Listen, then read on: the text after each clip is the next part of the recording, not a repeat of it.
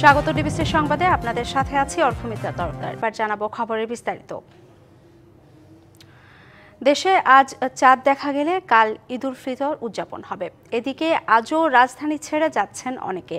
পথে পথে ঘরমুখী মানুষের ভিড়। লম্বা ছুটির কারণে এবারের ঈদ যাত্রা একটু স্বস্তির হলেও আজ ট্রেনে বাসে ভিড় লক্ষ্য করা যাচ্ছে। যাত্রীদের অভিযোগ, নির্ধারিত সময় টার্মিনাল থেকে বাসগুলো ছেড়ে যাচ্ছে না। বাড়তি ভাড়া নেওয়ার জন্য বাসের কৃত্রিম সংকট তৈরির চেষ্টা করারও অভিযোগ রয়েছে যাত্রীদের। এদিকে রাজধানীর কমলাপুর থেকে সময় মতো ছেড়ে যাচ্ছে ট্রেনগুলো, তবে যাত্রীদের চাপ থাকলেও ভোগান্তি নেই। এতে স্বস্তি প্রকাশ করেছেন যাত্রীরা। যাত্রায় স্বস্তির কথা জানিয়েছেন নদীপথের অধিকাংশ যাত্রী। রাজধানীর একমাত্র লঞ্চ টার্মিনাল সদরঘাট ফিরে পেয়েছে তার হারানো গৌরব। সেখানে হাজারো মানুষ ভিড় করেছে লঞ্চ যাত্রার উদ্দেশ্যে। এদিকে এবারের ঈদ যাত্রায় টিকিট কালোবাজারি নেই এবং ঈদ যাত্রা হচ্ছে স্বস্তির, এমন তথ্য জানিয়ে স্বরাষ্ট্র উপদেষ্টা অবসরপ্রাপ্ত lieutenant general Mohammad Jahangir Alam Chowdhury Kamalapur rail station পরিদর্শন করে একথা বলেন তিনি। প্রত্যেকটা গাড়ির লোকেরা 500 করে লুক তুলতেছে বহনাটে, কিন্তু ওদের কোনো টিকিট নাই। আবার তারা পার্সোনালি লোকজন নিতেছে আমাদের চোখের সামনেই। টিকিট কাটা থেকে শুরু করে এই পর্যন্ত কোনো ভোগান্তিতে পড়ে না। এবার ইনশাল্লাহ নিয়মকানুন ভালো দেখলাম, কারণ ওই যে সিরিয়াল যেটা ঢুকাচ্ছে এমনি কোনো এলোমেলো নাই এবং সাধারণ লোক নিচ্ছে না। আমরা এখানে কোনো রকমের দুর্নীতি প্রশ্রয় দিই নাই এবং আমাদের যে কর্মকর্তা কর্মচারী আছে রেলে তাদেরও ইনস্ট্রাকশন দেওয়া হয়েছিল তারা যেন ঠিক মতো তাদের দায়িত্বটা পালন করে। অনেক সময় আপনারা দেখছেন যে এই কালোবাজারির সাথে কিন্তু আমাদের অনেক সময় এই যে আমাদের কর্মচারীরা অনেক সময় দুই একজন জড়িত হয়ে গেছিল, এবার আল্লাহ দিলে একজনও হয় না। সৌদি আরব সহ মধ্যপ্রাচ্য এবং বিশ্বের বিভিন্ন দেশে উদযাপিত হচ্ছে পবিত্র ঈদুল ফিতর। স্থানীয় সময় রবিবার ঈদুল ফিতর উদযাপন করছে সৌদি আরব, সংযুক্ত আরব আমিরাত, কাতার, বাহরাইন, কুয়েত সহ 11টি মুসলিম দেশ। এ তালিকায় রয়েছে তুরস্ক, ফিলিস্তিন সহ আরও কয়েকটি দেশ। অন্যদিকে মিশর, সিরিয়া, ওমান, ইন্দোনেশিয়া এবং অন্যান্য দেশে ঈদ উদযাপন হবে আগামী সোমবার। পাকিস্তান, মালয়েশিয়া, ব্রুনাই, ভারত এবং অস্ট্রেলিয়াতেও ঈদ উদযাপন হবে সোমবার। সৌদি গ্যাজেট এক প্রতিবেদনে জানিয়েছে, গতকাল শনিবার সন্ধ্যায় শাওয়াল মাসের চাঁদ দেখা যাওয়ায় সৌদির কর্তৃপক্ষ রবিবার ঈদের দিন ঘোষণা করে। ঈদুল ফিতর উপলক্ষে নিজ দেশের জনগণ ও মুসলিম বিশ্বকে শুভেচ্ছা জানিয়েছেন সৌদি বাদশাহ সালমান বিন আব্দুল আজিজ আল সৌদ। সৌদি আরব ও মধ্যপ্রাচ্যের সাথে মিল রেখে দেশের অনেক জায়গায় উদযাপিত হচ্ছে ঈদুল ফিতর। ঈদের নামাজ আদায়ের পর মুসলিম উম্মার শান্তি কামনায় মোনাজাত করা হয়। জামাত শেষে একে অপরে কোলাকুলি করে আনন্দ ভাগাভাগি করে নেন। মুসল্লিরা জানান, মূলত বিশ্বের যে কোনো স্থানে প্রথম চাঁদ দেখা যাওয়ার ভিত্তিতে ঈদুল ফিতর উদযাপন করছেন তারা। আজ সৌদি আরব সহ অনেক দেশে উদযাপন করা হচ্ছে ঈদুল ফিতর। মিল রেখে দেশের অনেক জায়গায় চলছে ঈদ উৎসব। চাঁদপুরের 40টি গ্রামে পালিত হচ্ছে ঈদুল ফিতর।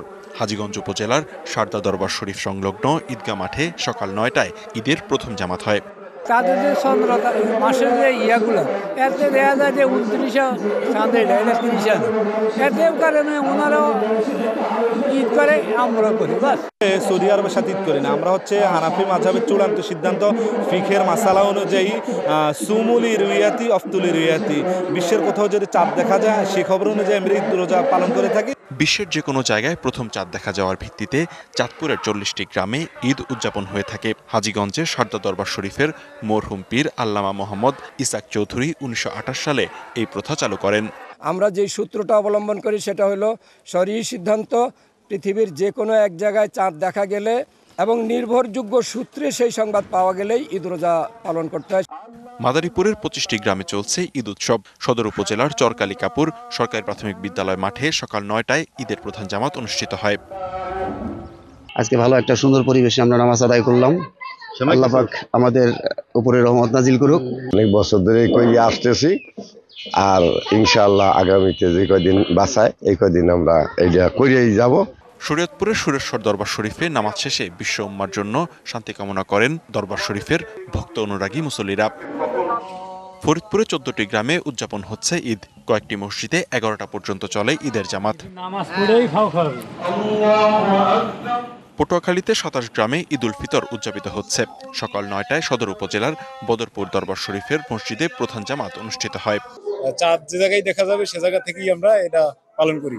ভালো লাগতেছে ঈদের নামাজ পড়ে, ঈদের জামা পরে, পাগড়ি পরে। এছাড়া দিনাজপুর, বরিশাল, সাতক্ষীরা, মৌলভীবাজার, নোয়াখালী সহ দেশের বিভিন্ন এলাকায় সৌদি আরবের সাথে মিল রেখে ঈদ উদযাপিত হচ্ছে। লিখনকান্তি ভৌমিক, ডিবিসি নিউজ ডেস্ক। কোনো কারণেই নির্বাচন পেছানোর ফল ভালো হবে না বলে মন্তব্য করেছেন বিএনপি মহাসচিব মির্জা ফখরুল ইসলাম আলমগীর। সকালে রাজধানীর গুলশানে বিএনপি চেয়ারপারসনের রাজনৈতিক কার্যালয়ে ব্রিফিংয়ে তিনি বলেন, ভূ রাজনৈতিক কারণে চীনের সাথে বাংলাদেশের সুসম্পর্ক দরকার। বাংলাদেশের যে রাজনৈতিক সংকট, এই একদিকে আপনার ভারতবর্ষে আওয়ামী লীগের অবস্থান, হাসিনার অবস্থান, গণতন্ত্রের শত্রু তাকে ভারতবর্ষে বসিয়ে রেখে আমি আপনার নির্বাচনটাকে পেছাবো, এটা আরো বেশি সংকট তৈরি করবে বলে আমার মনে হয়। আমরা যেটা নির্বাচনটা যে আমরা চাচ্ছি, এটা নট বিকজ অফ যে আমরা ক্ষমতা যাওয়ার জন্য চাচ্ছি। আমরা মনে করি যে নির্বাচন হলেই জনগণের সমর্থন পাবে, সেই সরকারটার শক্তি আর একটা আনইলেক্টেড সরকারের শক্তির মধ্যে অনেক পার্থক্য আছে। শেষ মুহূর্তে জমজমাট ঈদের কেনাবেচা। যারা ঈদের কেনাকাটা এখনো করেনি তারা ভিড় করছেন বিভিন্ন শপিং সেন্টারে। এ কারণে শেষ সময়ে জমে উঠেছে ঈদের কেনাকাটা। তবে বাড়তি দাম হওয়ায় ক্ষুব্ধ ক্রেতারা। বিক্রেতাদের দাবি, পোশাকের দাম কিছুটা বেড়েছে। রাজধানী বিপণী বিতানগুলোতে ক্রেতাদের ভিড়, পছন্দ অনুযায়ী পোশাক কিনছেন তারা। এদিকে ঈদকে সামনে রেখে শেষ সময় মার্কেটে মানুষের ভিড় বাড়ায় চুরি ও ছিনতাই রোধে থানা পুলিশের পাশাপাশি কাজ করছে গোয়েন্দা পুলিশও। বন্ধুমহল ফেনী জেলার উদ্যোগে রোজার মাসে ছিন্নমূল মানুষের কথা চিন্তা করে পরিচালনা করা হচ্ছে বিনামূল্যে ইফতার কার্যক্রম। ইফতার বুথ থেকে প্রতিদিন গড়ে 250 থেকে 300 মানুষকে দেওয়া হয় ইফতার। দেশি ও প্রবাসীদের আর্থিক সহযোগিতায় এই কার্যক্রম চলছে। সমাজের অবহেলিত হতদরিদ্র মানুষের কথা চিন্তা করে বিনামূল্যে ইফতার বুথ পরিচালনা করছে স্বেচ্ছাসেবী সংগঠন বন্ধুমহল ফেনী। ফেনী জেলা সদর হাসপাতালের সামনের বুথ থেকে ইফতার পাচ্ছেন রোগীর স্বজন, পথচারী থেকে শুরু করে সুবিধাবঞ্চিত সবাই। প্রতিদিন গড়ে 250 থেকে 300 রোজাদারকে দেয়া হয় ইফতারি। যারা এই কাজটা আমাদেরকে দিতেছে তাদের হেফাজত করেন। হ্যাঁ, কেন সবসময় রোজা থেকে আমরা ইফতার করি, আমরা তো খুব ভালো লাগে। দেশি ও প্রবাসীদের আর্থিক সহযোগিতায় এই কার্যক্রম চলমান রয়েছে বলছেন আয়োজকরা।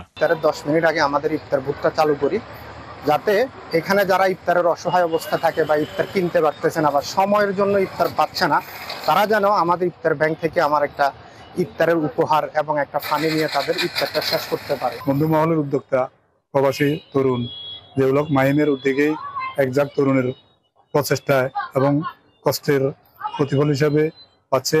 আমরা 150 দিয়ে শুরু করেছি। প্রথম রমজানে এই কার্যক্রম উদ্বোধন করেন ফেনীর অতিরিক্ত জেলা প্রশাসক। DBC news desk. সুন্দরবনের প্রাকৃতিক সৌন্দর্য উপভোগ করতে বাড়ছে দর্শনার্থী।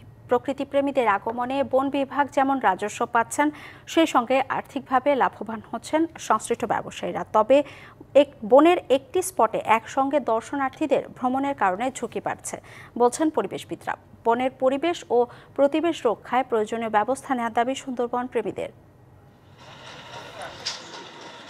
বিশ্বের সর্ববৃহৎ একক ম্যানগ্রোভ বন সুন্দরবন। এই বনের অপরূপ সৌন্দর্য উপভোগ করতে ছুটে আসেন প্রকৃতিপ্রেমীরা। বন বিভাগকে রাজস্ব দিয়ে ট্যুর অপারেটরদের সহযোগিতায় সংরক্ষিত এই বনের 13টি ইকো ট্যুরিস্ট স্পটে প্রাকৃতিক সৌন্দর্য উপভোগ করেন দর্শনার্থীরা। তবে ধারণ ক্ষমতার অতিরিক্ত দর্শনার্থীদের চাপের কারণে ঝুঁকিতে সুন্দরবনের পরিবেশ ও জীববৈচিত্র্য। দাবি উঠেছে বন রক্ষায় প্রয়োজনীয় ব্যবস্থা নেয়ার। 16-17টা লঞ্চ, 5-7 হাজার ট্যুরিস্ট ভোরবেলা দলে দলে তারা জঙ্গলে নামতেছে। আবার আমি বন্যপ্রাণী সংরক্ষণের কথা বলতেছি, আমার কাছে এটা ফানি মনে হয়। যত বেশি ট্যুরিস্ট যাবে তত বেশি তারা পরিবেশ বান্ধব নয় এই ধরনের কার্যক্রমগুলো বেশি হবে। অর্থাৎ এক কথায় সুন্দরবনের উপরে এটা বিরূপ প্রভাব পড়বে। বর্ধিত দর্শনার্থীদের জন্য ইকো ট্যুরিস্ট স্পটের সুষম বণ্টন হলে সমাধান মিলবে। ব্যবসার পরিধি বাড়লেও বন বিভাগের পক্ষ থেকে প্রয়োজনীয় ব্যবস্থা নেওয়া হয়নি, এমন দাবি ট্যুর অপারেটরদের নেতাদের।